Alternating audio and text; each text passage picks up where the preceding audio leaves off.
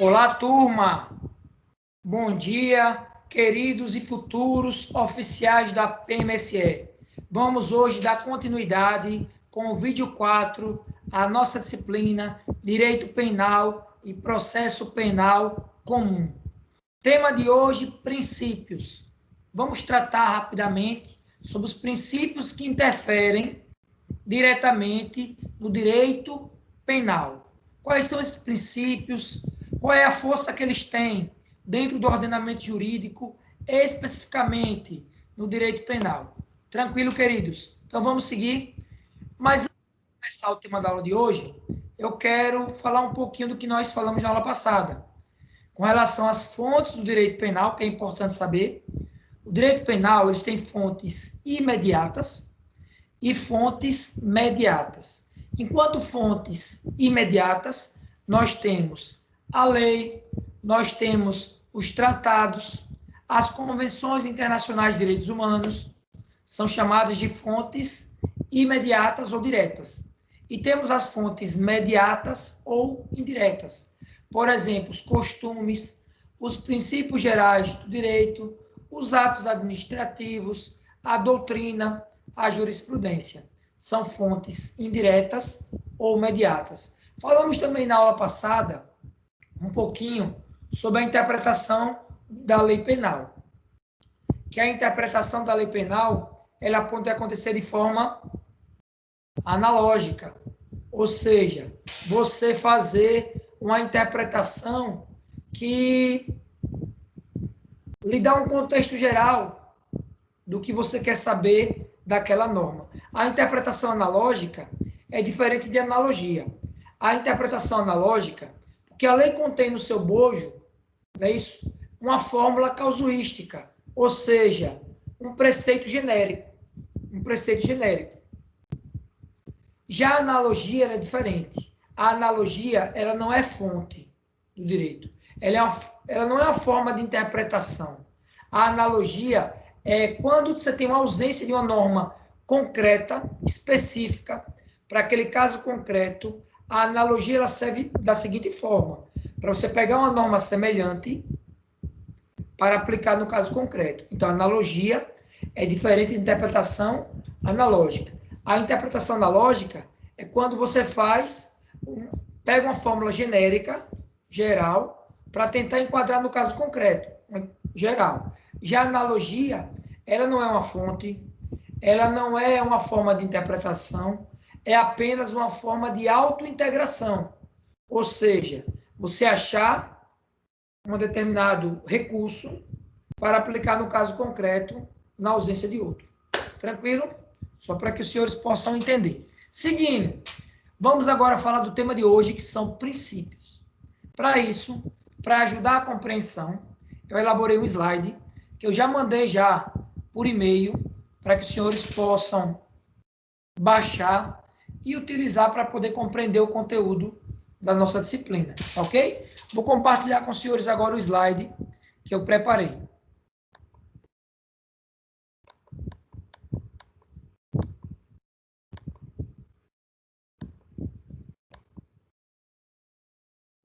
Vou compartilhar ele aqui agora com os senhores, mas antes disso, eu queria aproveitar o capitão Couto, colega nosso, ele pediu para divulgar com os senhores um livro dele, esse livro aqui, ó, Legislação Institucional da PMSE.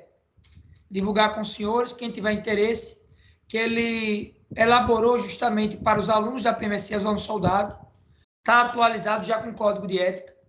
E quem tiver interesse, entre em contato comigo, que eu falo com ele, para disponibilizar pelo mesmo preço que ele está vendendo para os alunos soldados, né? Ele fez em grande quantidade e está disponibilizando a R$ 35 o livro.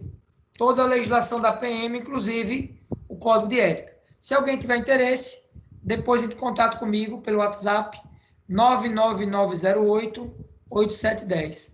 99908-8710, que eu falo com o capitão Couto e a gente mantém contato aí para poder disponibilizar para quem tiver interesse. Tranquilo, pessoal? Então vamos lá. Tema da aula de hoje: princípios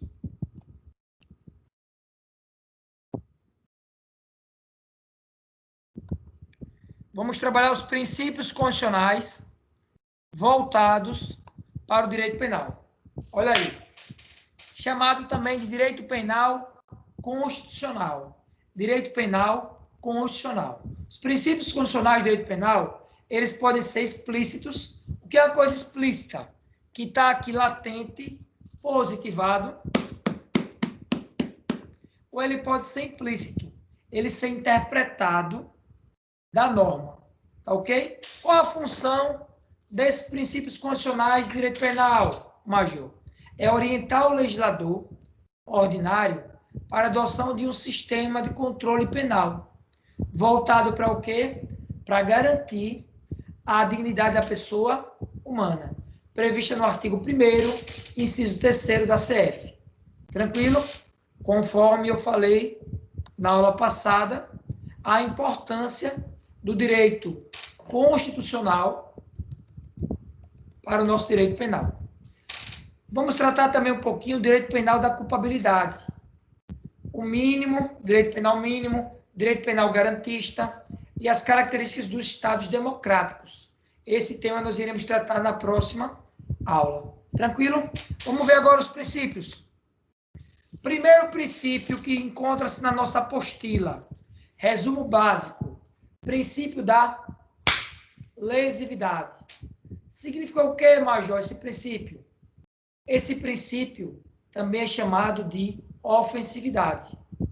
A lesividade é fundamental para demarcar o campo do indiferente penal, ou seja, aquelas condutas que não forem ofensivas, que não forem lesivas, não serão objeto do direito penal. Tem que ser lesivo, tem que ser o quê? Ofensivo, exigindo que haja, no mínimo, um perigo de lesão ao bem jurídico. Se a conduta ela não for lesiva, não ocasionar perigo, não vai ser objeto do direito penal. Só vai ser tratado na nossa disciplina aquilo que for lesivo. Só vai ser tipificado, só vai constar no direito penal aquela conduta que for o quê, Major? For importante, for relevante. Tranquilo? Para que os senhores saibam aí. Princípio da lesividade. Próximo princípio. Princípio da adequação social. Significa o quê? Significa que, no caso concreto, na prática, você precisa de quê? Precisa de que o tipo penal ele esteja em consonância com a conduta social, com o que a sociedade entende como algo exigível. Não pode o direito penal cobrar uma coisa que a sociedade considera como aquela conduta como indiferente penal, como algo aceito socialmente. Então é importante entender isso. É o princípio da adequação social. Segundo Rogério Greco, ele tem dupla função, esse princípio. Ele tem dupla função.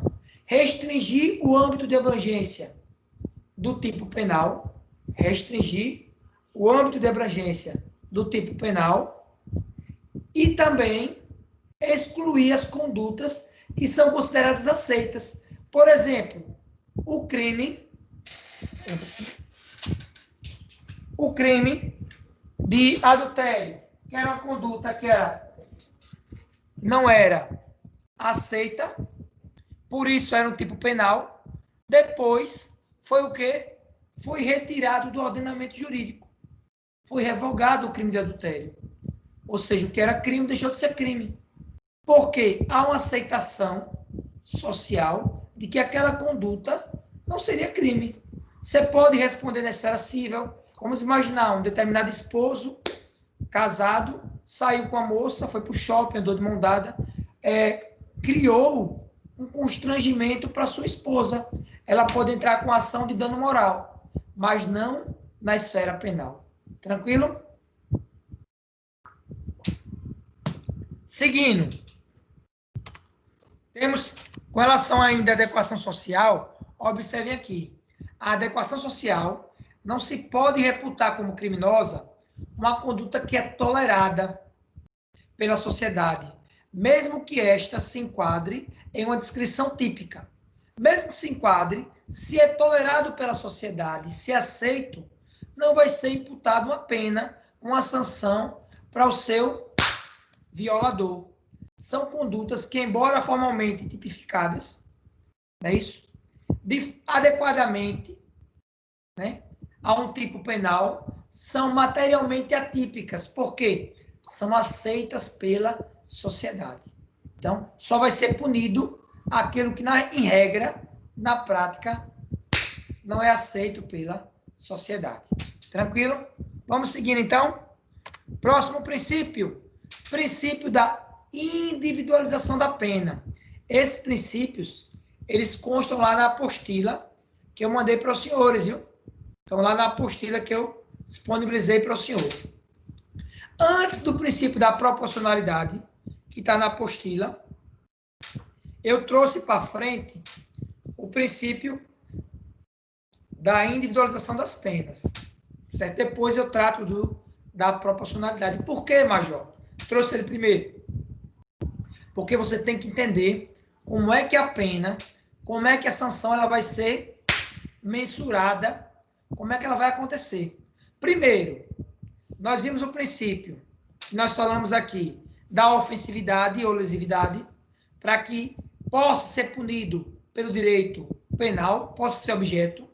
Depois nós falamos do princípio da adequação social, se realmente aquela conduta é adequada ou não, se ela deve ser punida ou não, e se ela for punida, como é que eu vou individualizar essa pena? De que forma, Major? Da seguinte forma, o processo de individualização da pena, ele acontece em 3 momentos, que são complementares. Primeiro momento, momento legislativo. O poder legislativo, quem cria as leis, vai pegar a lei e vai fazer a dosimetria da pena. Então, primeiro momento é o momento legislativo. O poder legislativo vai criar o tipo penal e vai dizer a pena, vai ser de tanto a tanto. Tranquilo? Segundo momento complementar para individualização da pena é feita pelo Poder Judiciário. O magistrado vai pegar a lei e vai aplicar o caso concreto. Vai dizer, naquela seara de 4 a 8 anos, qual é a pena que o infrator deve merecer. Vai ser atribuída a ele, considerando as atenuantes, considerando as agravantes. Aí a fase judicial. E nós temos também a fase executória. Quando o cara já está punido, já tomou a lapada e está cumprindo a pena, ele pode ter regressão de regime, progressão de regime. Se ele trabalhar, pode ter redução da pena, entendeu? Os senhores podem ser lotados para trabalhar no presídio militar. E tem que entender que no presídio militar pode acontecer, sim, a progressão de regime, certo? Então, essa é a terceira fase, ou terceiro momento, de individualização da pena. Tranquilo? Dentro ainda desse contexto, Rogério Greco fala o seguinte, que o primeiro momento é chamado de individualização da pena, acontece na seara da seleção do legislador, quando ele escolhe o tipo penal e a sanção pertinente.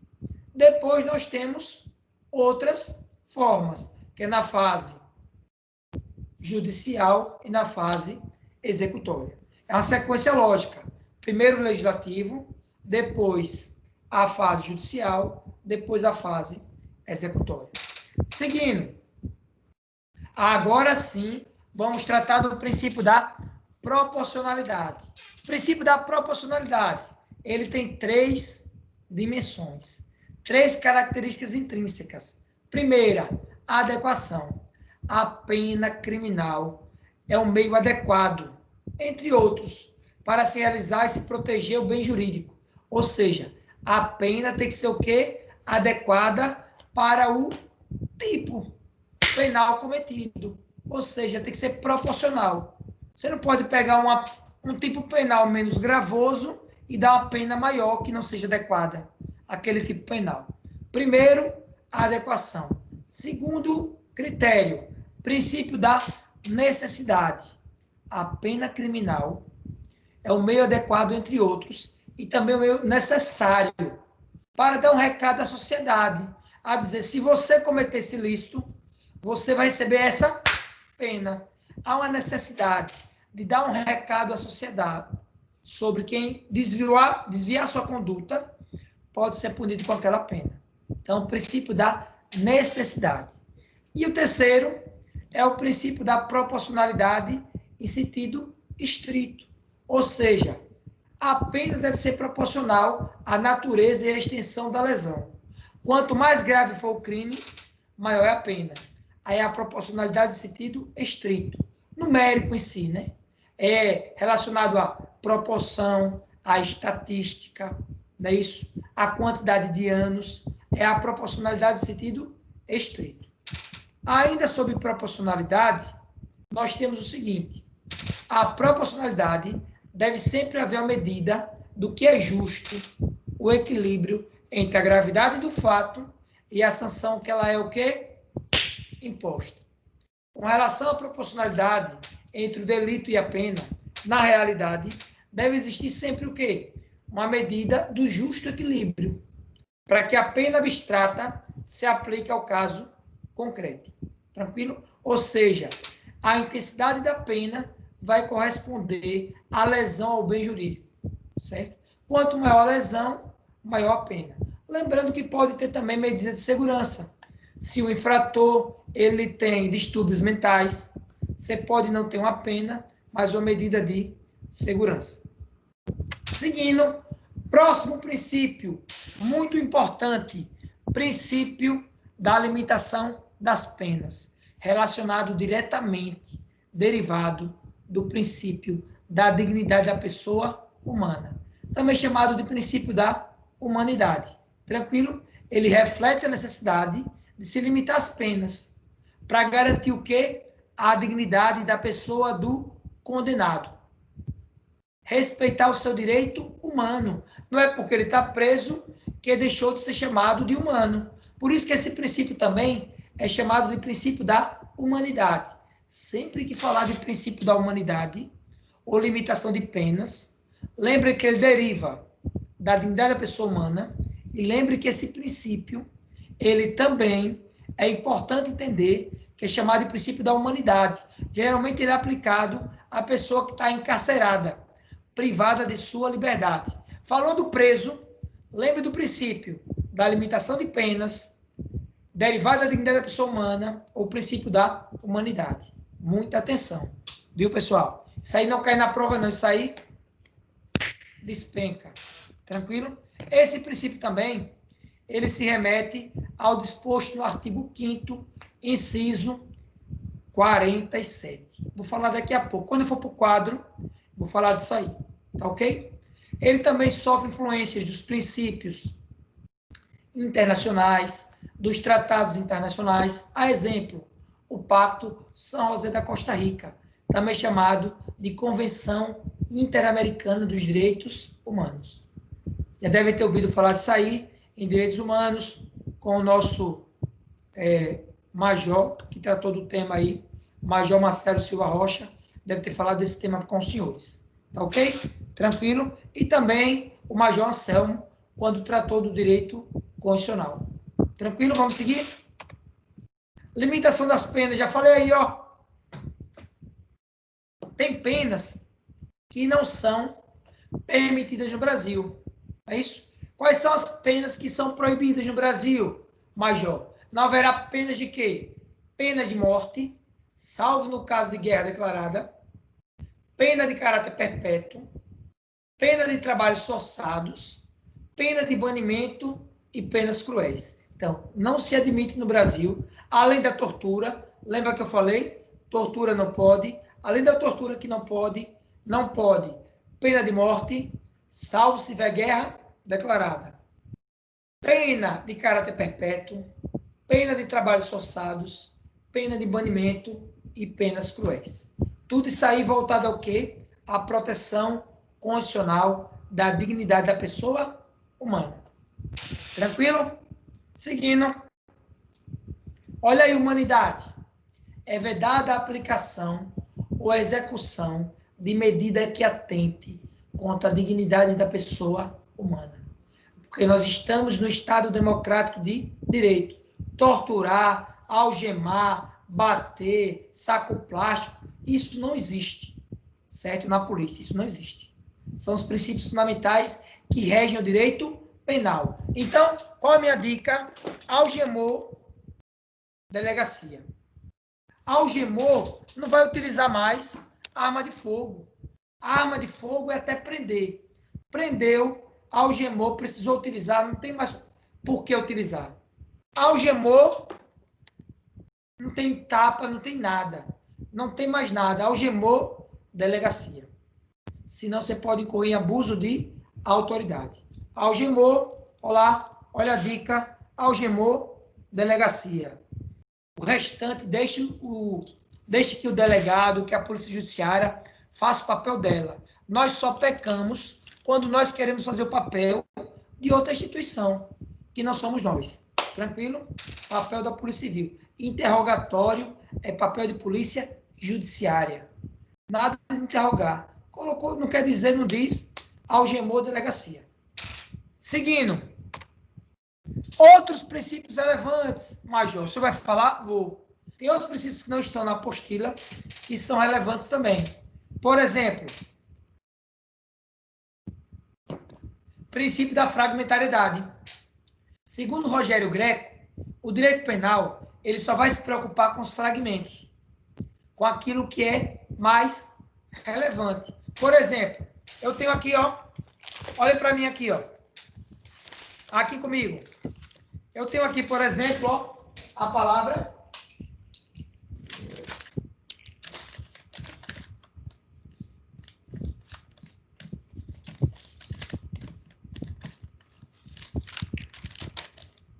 olha aqui.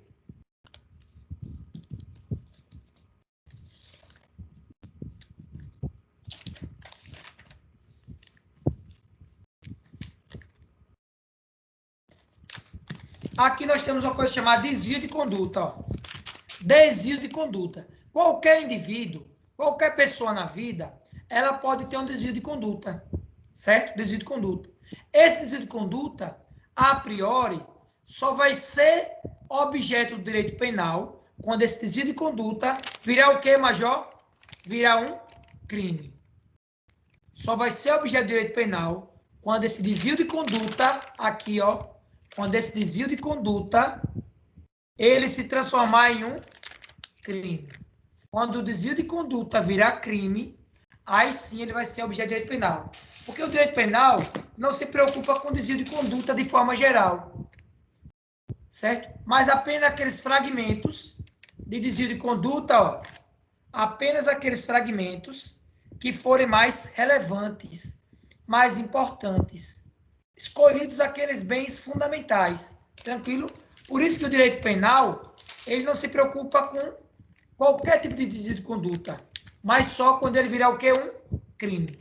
Tranquilo, pessoal? Então, por isso que para ser objeto de direito penal, como nós já vimos na primeira aula e na segunda, o fato tem que ser o quê? O fato tem que ser típico. Lembra que nós falamos? Típico. O fato tem que ser antijurídico. E o fato tem que ser o quê, Major? Culpável. Culpável. Por exemplo, nós vamos ver aqui que em alguns casos, o cara roubou, o cara levou, pegou com alguém R$ 2, ele pode não ser objeto de direito penal. Mas o cara roubou uma grande quantidade de dinheiro. Não foi apenas R$ 2. Roubou 50, roubou 100, ó, roubou mais. Aí ele pode sim ser objeto de direito penal. Depende. Aí é o quê, Major? Aí eu vou entrar no princípio da insignificância. Aí eu estou entrando agora no princípio da insignificância. Ou seja, não devia merecer atenção do direito penal aquilo que foi inexpressivo. Ou seja, R$ 2. Vamos imaginar que um determinado pai, com seu filho, sua filha, chorando em casa, resolve na barateira roubar uma boneca que custa R$2. O pai, roubar não, furtar, né? Ele foi lá, sem violência nem grave ameaça, entrou, pegou uma boneca que custa R$2 e colocou dentro da bermuda e saiu para entregar a filha, que era presente de aniversário da filha que estava chorando.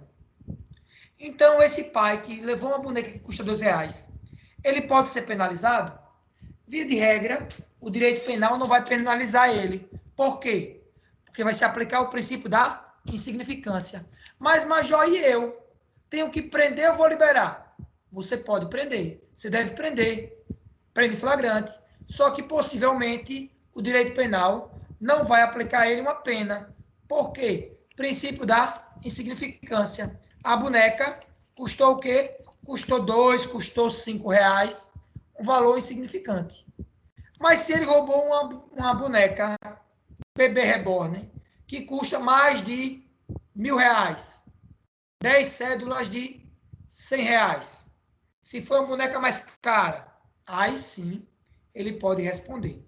Tranquilo? Porque o princípio da insignificância, ele é chamado também de princípio da bagatela. Bagatela. Tranquilo, pessoal? Seguindo, olha aí. Para que se aplique o princípio da insignificância, segundo o STF, é a exclusão da tipicidade material. Tem que atender 4 requisitos. Primeiro requisito, mínima ofensividade da conduta. Lembra do princípio da ofensividade? Mínima ofensividade da conduta. É o mire, né? Mire e atire. É o mire, ó. Mire e a arma limpa, ó. Arma limpa. Olha aqui, ó. Arma limpa. Mire e atire, ó. Mire e atire. O que é mire? Mire. M de mínima ofensividade. I, inexistência de periculosidade social do ato. Mire. R, reduzido grau de reprovabilidade do comportamento. R, reduzido grau de reprovabilidade do comportamento. E inexpressividade da lesão provocada. E inexpressividade da lesão provocada. É o mire, né? Mire e atire. Mínima ofensividade da conduta, inexistência de periculosidade social do ato, reduzido grau de reprovabilidade do comportamento, inexpressiva lesão provocada. Tranquilo? Por exemplo, dê um exemplo, Major. O cara que roubou uma boneca que custa R$5 para dar para a filha de presente de aniversário, vai ter alguma reprovabilidade social? É a mínima reprovabilidade do comportamento, porque ele furtou uma boneca, sem violência e grave ameaça, para dar à filha. Tranquilo? Seguindo. Aqui eu coloquei algumas hipóteses de cabimento, para quem quiser aprofundar. Quando cabe, quando não cabe o princípio da insignificância. Coloquei aqui. Por exemplo, não cabe o princípio da insignificância no tráfico de drogas. Ah, o cara está traficando, vendendo apenas 10 baseados a R$5 cada baseado. Não cabe no tráfico de entorpecentes o princípio da insignificância. Já cabe, segundo o entendimento do STF, o princípio da insignificância no consumo de drogas. Está consumindo quantidade mínima, cabe o princípio da insignificância. Mas está vendendo, mesmo que a quantidade seja mínima, está traficando, não cabe o princípio da insignificância. Tranquilo? Seguindo. Princípio da presunção de inocência, né? Artigo 5º, inciso, olha aí, 57. Ninguém será considerado culpado até trânsito e julgado da sentença penal condenatória. Até o juiz bater o martelo, você não é culpado, né? Infelizmente, na nossa instituição, a PM, né? Muitas vezes o cara já é afastado das funções, é considerado culpado antes da sentença penal condenatória com trânsito em julgado. Segundo Aquaviva, o dicionário, o direito tem que ter um acusado de não ser considerado culpado até o trânsito e julgado da sentença. Isso aí é o quê? O princípio da presunção de inocência. Você ser considerado inocente até que provem o contrário no final do processo. Tranquilo? E o princípio da legalidade, para a gente fechar aqui e ir para o quadro lá, né? Para fechar a aula de hoje. O princípio da legalidade, previsto no artigo 5º, inciso 2º, ele preconiza que ninguém será obrigado a fazer ou deixar de fazer alguma coisa se não é virtude da lei. Artigo 5º, inciso 2º. Essa é a legalidade lato sensu. Lembra da música da aula passada, de Bruno e Marrone?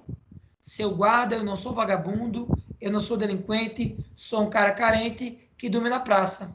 Pensando nela. Dormir na praça não é crime, se não é proibido, é o quê? Permitido. Essa é a legalidade ampla, legalidade lato sensu. Mas nós temos a legalidade estrito sensu, que é a legalidade penal, prevista no artigo 1 do Código Penal. Não há crime sem lei anterior que o defina. Princípio da anterioridade.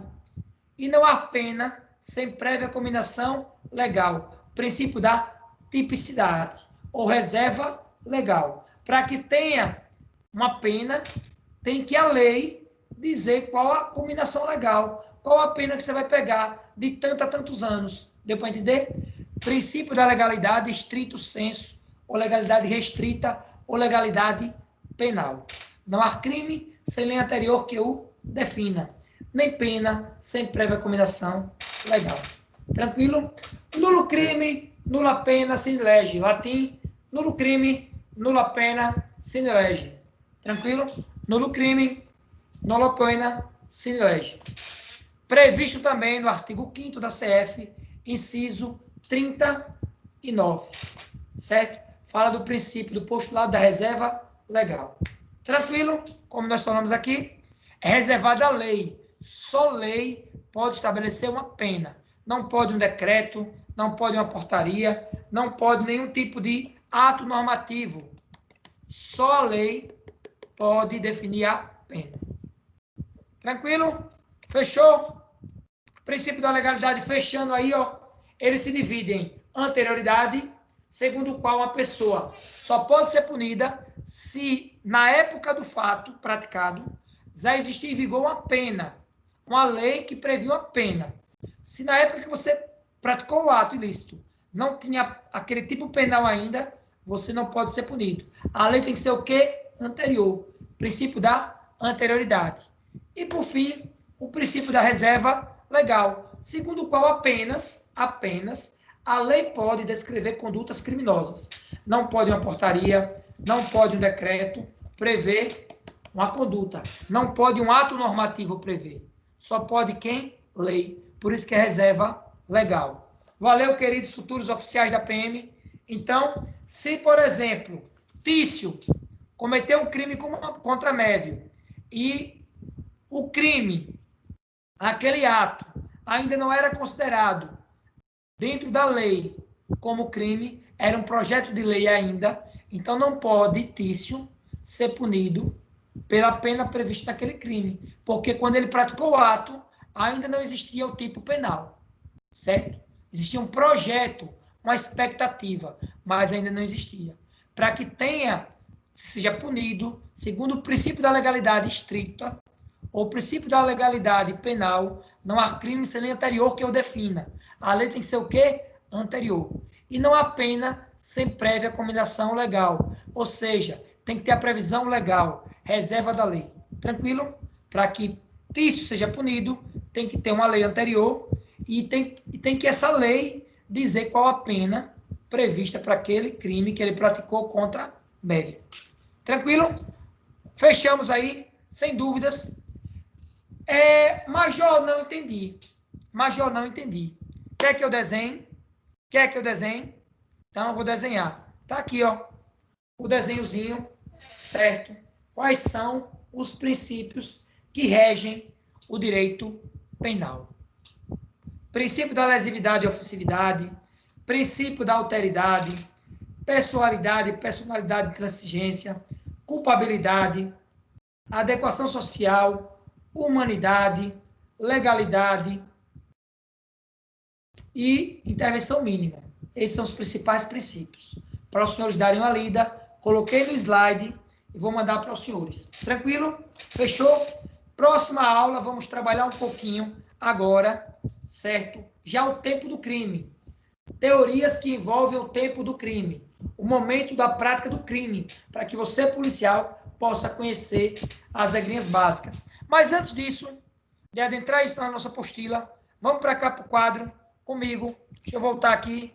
Vamos para o quadro. Foco na missão. Vamos para cá. Comigo aqui, ó. Para fechar nossa aula de hoje, olha aí os princípios constitucionais.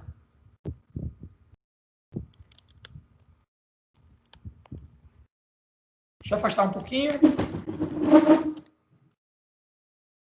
Acho que agora dá para ver, né?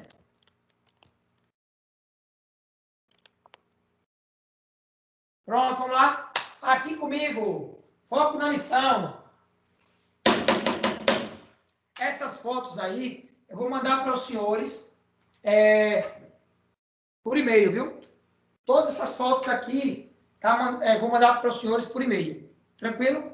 Para que os senhores possam ter acesso e estudar. Só usar aqui a luminosidade para não prejudicar a visualização dos senhores. Melhorou agora, né? Melhorou agora. Pronto. Vamos para cá. O nosso quadro. Tranquilo? Foco na missão. Vamos lá? Então, ó. Queridos oficiais da PM. Futuros oficiais. Olha aqui, ó. Vamos tratar agora do quê? Major, do direito penal. Como assim, Major? Dos princípios constitucionais do direito penal. Então, aqui comigo, ó. Princípios constitucionais do direito penal. Princípios constitucionais do direito penal. Primeiro princípio que nós vamos hoje trabalhar aqui, eu já trabalhei aqui, e vamos só aqui revisar. Primeiro deles, princípio da lesividade.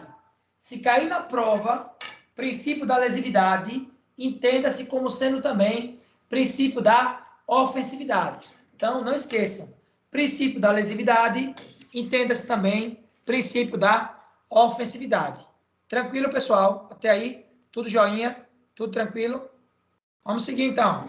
Princípio da lesividade e ofensividade exige uma lesão concreta ao bem jurídico. Se não tiver lesão, não vai ter pena.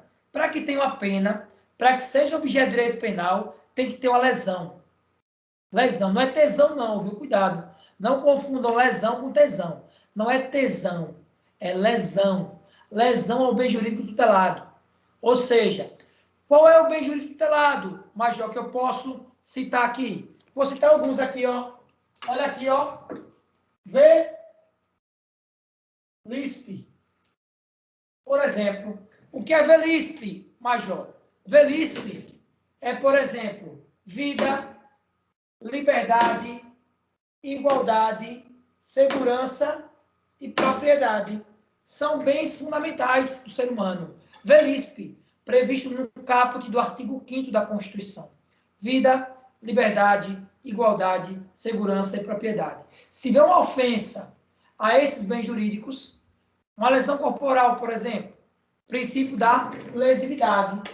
Houve o quê? Ofensividade, lesão ao bem jurídico, vida. Quando você ofende, agride alguém, está colocando em risco a sua vida, a vida da pessoa que foi agredida. Tranquilo? Próximo princípio, princípio da adequação social. O que quer dizer adequação social? Já falei aqui, estamos apenas revisando aqueles que vão cair na prova. A adequação social, relação entre a relevância social, aquilo que a sociedade entende como é gravoso, como tem que ser punido. Então, adequação social. É a relação entre a relevância social e o desvalor do comportamento. Pois aquele comportamento não deve ser adotado, deve ser reprimido. É segundo o princípio da adequação social. Tranquilo? Seguindo aqui, princípio da proporcionalidade. Lembra que eu falei? Tem que ter uma proporcionalidade. E essa proporcionalidade, ela se divide em 3 temas. Quais são os 3 temas, professor? As 3 subdivisões. Primeiro, a adequação. A pena deve ser adequada ao fato praticado, ao direito violado.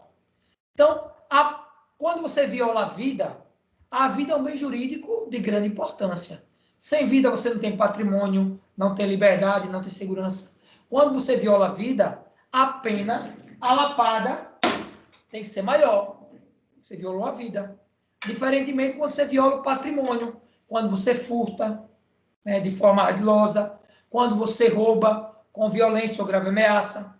Nós vamos ver isso nos 2 últimos vídeos. Os crimes em espécie, tranquilo? Homicídio, roubo, furto, os mais recorrentes. Perturbação do sossego, contravenção penal. Então, vamos lá. Proporcionalidade é o que, Major? Divide-se em adequação, necessidade, ou seja, a pena ela é o recado. É o recado que você dá. Se você cometeu o crime, você vai ser o quê? Vai sofrer uma lapada, uma pena. É o recado que você dá para a sociedade. Então, adequação, necessidade e proporcionalidade em sentido estrito. Proporcionalidade estrita. Ou seja, deixa eu baixar um pouquinho aqui, ó, só para vocês verem. Proporcionalidade em sentido estrito. Ou seja, para cada tipo penal, para cada crime ou contravenção, tem a pena estrita, que ela é adequada, necessária e estrita para aquele caso concreto. Específico. Tranquilo? Vamos seguir. Voltando um pouquinho aqui agora. Vamos para cá. Do outro lado. Do outro lado aqui, ó. Princípio da individualização das penas. Princípio da individualização das penas. Significou o que isso, Major? Significou o seguinte, que a pena, ela vai ser dividida em 3 fases. Primeira fase, como nós já vimos aí, apenas avisando, fase legislativa. Poder legislativo pega lá e cria lei. Olha aqui o nosso código. O legislador não criou aqui? Código de ética. Está aqui nesse livro do Capitão Couto. Então, é o tipo penal. Criou aqui o tipo penal. Então, o legislador cria, depois o Poder Judiciário aplica, no caso concreto, ele vai analisar, por exemplo, o que, Major? Vai analisar se o fato é antijurídico, se o fato é típico, se esse fato é antijurídico, o juiz, e se esse fato ele é culpável. Se esse fato ele é culpável, tem que ser o que, Major? Penalizado. Então, se a culpa, lembra que eu falei? Se houver culpa, deve ser o que? Penalizado. Tranquilo? Então, aqui, ó, o juiz é que vai definir isso. Ah, o cara matou mediante violência e emoção. Pegou o cara lá com a esposa na cama. E acabou, chegou do trabalho policial, o aluno do CHO, né? O aluno do CHO chega do trabalho em casa e tá a esposa lá com o pé de lã, né? Com o pé de lã. Aí perde a cabeça, cansado, e acaba efetuando um disparo no pé de lã. Nesse caso, o aluno do CHO, não é isso? Ele pode alegar em sua defesa a violenta emoção. Então, violenta emoção. Tranquilo, esfera judicial é o magistrado, é o juiz que vai fazer. E a fase executória é quando está cumprindo a pena. O diretor do presídio, o juízo da execução é que vai fazer isso aqui. Progressão de regime, né? Isso trabalhou, vai diminuir da pena, tranquilo? Aí a fase o quê? Executória. Princípio da individualização da pena. A cada um tratar os desiguais na medida da sua desigualdade. Se o cara trabalha, pode reduzir a pena. Se o cara não trabalha, não vai reduzir a pena. Tratando os desiguais na medida da sua desigualdade. Isso é igualdade material. E, por fim, o princípio da limitação das penas, que decorre do princípio da dignidade da pessoa humana. As penas têm que ter um limite. Você não vai ficar preso ad eterno. Até porque a prisão perpétua, ela não é permitida no Brasil, ela é proibida. Quais são as 5 penas proibidas no Brasil, Major? Olá, pena de morte, salvo no caso de guerra declarada. Segunda, trabalhos forçados, não é proibido. O trabalho do preso não é trabalho forçado. Ele trabalha se ele quiser, inclusive vai ter um benefício, que é a redução da pena. Então, ó, morte, salvo no caso de guerra declarada, ela é proibida. A pena de trabalhos forçados, a pena de caráter perpétuo, as penas cruéis, tortura não é admitido, e a pena o quê? De banimento. Não é admitida no Brasil. Tranquilo? Isso é para o quê? Garantir a dignidade da pessoa humana. Artigo 1º, inciso 3º da CF. Fundamento da República. É o sócio de Vaplu. Soberania, cidadania, dignidade da pessoa humana, valores sociais do trabalho e da livre iniciativa e pluralismo político. Tranquilo? E, por fim, o artigo 5º, inciso 39, que eu falei aqui, são as penas proibidas. Ah, Major, e tem pena permitida no Brasil? Tem. 3 PMs. 3 PMs são as penas permitidas. Quais são elas? Primeiro P, privação de liberdade. 3 PMs, anota aí, viu? Vou até anotar aqui, ó. 3 PMs PROD, viu? Deixa eu anotar aqui, ó. 3 PMs. 3 PMs pode. Como assim, Major? 3 PMs pode. 3P, privação de liberdade, pode, no Brasil, privar a liberdade. Prestação social alternativa. Prestação social alternativa também pode no Brasil. Perda de bens, confisco, pode também no Brasil. Então, privação da liberdade, prestação social alternativa e perda de bens. 3, e o MS, multa também pode, e o S, suspensão de direitos, suspensão de direitos. Então, no Brasil, penas permitidas, privação de liberdade, prestação social alternativa, perda de bens, multa e suspensão de direitos. Então, 3 PMs pode no Brasil. Tranquilo? O que não pode? Pena de morte, salvo no caso de guerra declarada, não é isso? Trabalhos forçados, caráter perpétuo, cruéis e banimento. Tranquilo, pessoal? Então, isso aqui tudo é o quê? É impor limites ao poder de punir do Estado. Nós, que somos o Estado, temos limites. Nós não podemos punir, sancionar como quiser. Não podemos. Nós temos o quê? Limites. Tranquilo, pessoal? Foco na missão. Encerramos a aula de hoje com o que despenca. Quero que os senhores dêem uma lida em todos os conteúdos da nossa apostila, uma lida geral. Tem o final de semana aí, certo? Leia a nossa apostila, tanto os conceitos como tempo e lugar de crime, que vai ser o tema que nós vamos fechar na próxima semana. As 2 aulas da próxima semana é para fechar tempo e lugar de crime rapidinho, certo? Só para que vocês entendam. E depois os conceitos basilares da apostila. Na outra semana, os 2 vídeos finais da nossa disciplina do tema penal, antes da revisão, vamos tratar dos principais crimes. Crime de homicídio, crime de lesão corporal, roubo, furto, perturbação do sossego, dentre outros. Tranquilo, pessoal? Forte abraço a todos, se cuidem. Qualquer dúvida, chama no privado lá, no WhatsApp. Se alguém tiver interesse aí no livro do Capitão Couto, fala comigo que eu falo com ele para passar para os senhores aí que estão estudando aí a matéria também legislação. Valeu? Foco na missão, minha continência. Forte abraço, saúde a todos e até a próxima.